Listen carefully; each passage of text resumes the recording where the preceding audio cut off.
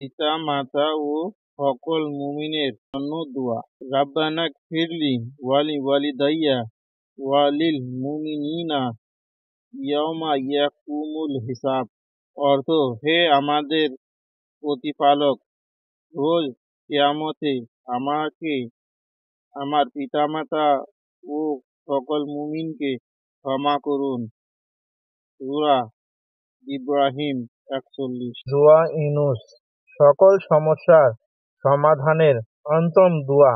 ক্বালা রাসূলুল্লাহ সাল্লাল্লাহু আলাইহি ওয়াসাল্লাম, ইউনুস আলাইহিস সালামের এই দোয়া পাঠ করে যে কোনো মুসলিম যে কোনো বিষয়ে দোয়া করলে আল্লাহ তার দোয়া কবুল করবেন ও প্রার্থনা পূর্ণ করবেন।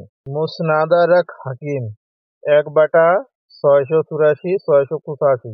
মাজমায়ে জাবাই 7/68। লা ইলাহা ইল্লা আনতা সুবহানাকা ইন্নী কুনতু মিনাজ জালিমিন।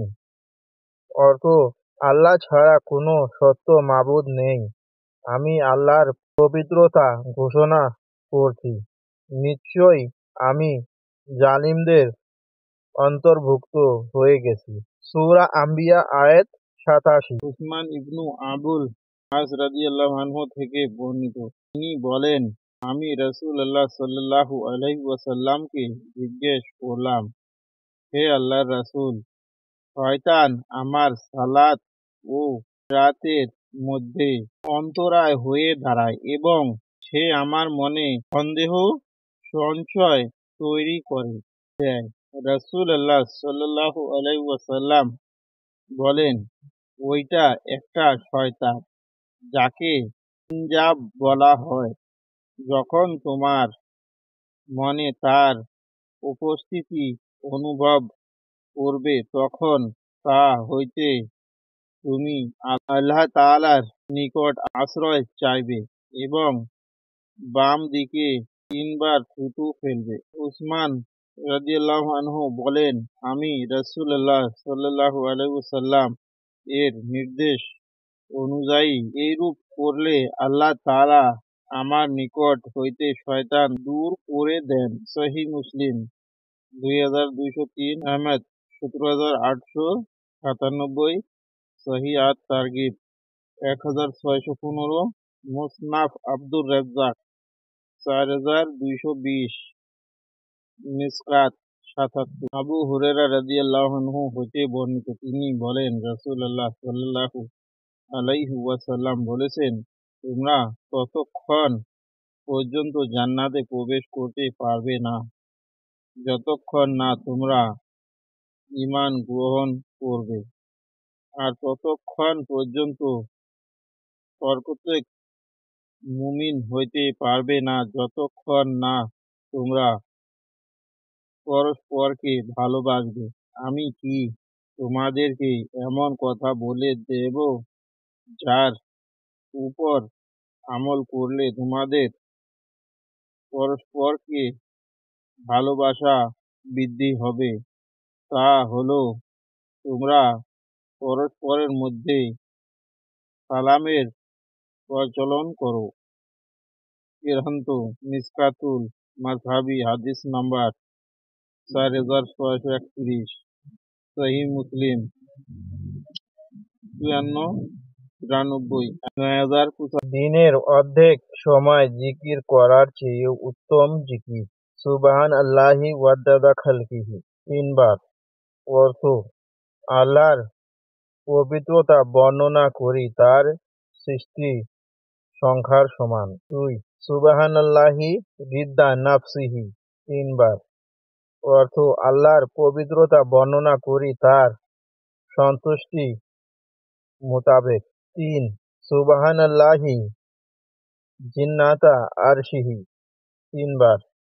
অর্থ, আল্লাহর পবিত্রতা বর্ণনা করি তার আরশের সমপরিমাণ। 4, সুবহানাল্লাহি মিদাদা কালিমাতিহি 3 বার। অর্থ, আল্লাহর পবিত্রতা বর্ণনা করি তার কলিমা সমূহের সমপরিমাণ।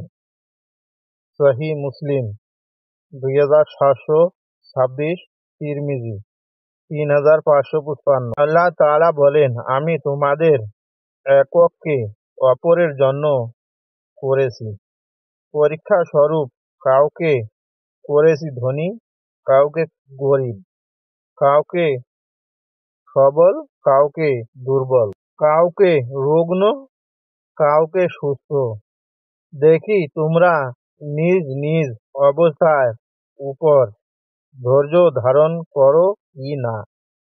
আল ফুরকান আয়াত 20। আব্দুল্লাহ ইবনু উমর রাদিয়াল্লাহু আনহু হইতে বর্ণিত, তিনি বলেন, রাসূলুল্লাহ সাল্লাল্লাহু আলাইহি ওয়াসাল্লাম বলেছেন, আল্লাহ তাআলা আসমান সমূহ ও জমিন সৃষ্টির 50,000 বছর পূর্বে মাখলুকের তকদির লিপিবদ্ধ করে রেখেছেন। তিনি সাল্লাল্লাহু আলাইহি ওয়াসাল্লাম আরো বলেন, তখন আল্লাহর আরশ সিংহাসন পানির উপর ছিল।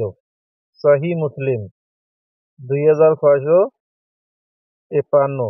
মিশকাত 79। দোষ গোপন। যে দুনিয়াতে কোনো বান্দার দোষ গোপন রাখে, আল্লাহ তাআলা কিয়ামতের দিন তার দোষ গোপন রাখবেন। হাদিস সম্ভাল 3057। সূরা ইয়াসিন এর এমন একটা আয়াত আছে যেটা জিকির করলে জীবনের সকল সমস্যা দূর হয়ে যায়। উচ্চারণ: সালামুন কাউলাম মির রাব্বির রাহিম। আয়াত 58। আমিন। মাসউদ রাদিয়াল্লাহু আনহু হইতে বর্ণিত, তিনি বলেন, রাসূলুল্লাহ সাল্লাল্লাহু আলাইহি ওয়াসাল্লাম বলেছেন, তোমাদের মধ্যে এমন কেউ নেই যার সাথে তার একটি জিন, শয়তান ও একজন মালায়েক ফেরেশতা সঙ্গী হিসেবে নিযুক্ত করে দেওয়া হয়নি। সাহাবীগণ জিজ্ঞেস করলেন, হে আল্লাহর রাসূল, আপনার সাথেও কি? তিনি সাল্লাল্লাহু আলাইহি ওয়াসাল্লাম বলেন, আমার সাথেও। তবে আল্লাহ তাআলা আমাকে জিন শয়তানের ব্যাপারে সাহায্য করেছেন, ফলে সে আমার অনুগত হয়েছে, ফলে সে এখনো আমাকে কল্যাণকর কাজ বর্তি কোনো পরামর্শ দেয় না। সহিহ মুসলিম 2818, আহমদ 3802, সহিহ ইবনু হিব্বান 6417, সহিহ ইবনু খুজাইমা 658, মিশকাত 67। আমি আমার রবের দিকে চললাম, তিনি অবশ্যই আমাকে সৎ পথে পরিচালিত করবেন। সূরা সাফাত আয়াত 99। দিনের 1/4 অংশে তাসবিহ পাঠ করা সওয়াব। সুবহানাল্লাহি ওয়া বিহামদিহি ওয়াদাদা খালকিহি ওয়া রিদ নাফসিহি ওয়া জিন্নাতা ওয়ারশিহি মিদাদা কালিমাতি। অর্থ: আমি আল্লাহর প্রশংসার সাথে পবিত্রতা বর্ণনা করছি, তার অসংখ্য মাখলুকের পরিমাণ তার সন্তুষ্টি সমান, তার আরশের ওজন পরিমাণ এবং তার কালিমা সমূহের সংখ্যার সমান। সহিহ মুসলিম 2716। জান্নাত লাভের সহজ 5টি আমল। 1. সাইয়্যিদুল ইস্তিগফার। যে ব্যক্তি দিনে সকাল দ্রুত বিশ্বাসের সাথে এই ইস্তিগফার পড়বে আর সন্ধ্যা হবার আগে সে মারা যাবে, সে জান্নাতি হবে। আর যে ব্যক্তি রাতে প্রথম ভাগে দ্রুত বিশ্বাসের সঙ্গে এই দোয়া পড়ে শোবে আর সে ভোর হবার আগেই মারা যাবে, সে জান্নাতি হবে। বুখারী 6306। 2. আযানের জবাব।